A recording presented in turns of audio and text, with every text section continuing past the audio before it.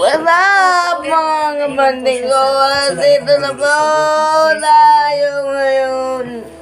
Nasa labas Kailan mo na. na-realize na yun pala ang ano niya, iba pa rin Sabihin, Nakita ko po sa stories niya na Wait lang, bago yan, naghiwalay kayo doon. Yes, naghiwalay na. Tapos nung naghiwalay kayo, paano mo na-realize na yun? so naglaylo po muna ako ng ilang araw din. Mga weeks ata, mga weeks. Naglaylo ako mga weeks. Then nakikita ko sa mga stories niya na may kasama siyang girl na parang sweet-sweet Wala nila. mga Isip ko na kabanding. baka best friend niya lang Dito na to. po tayo.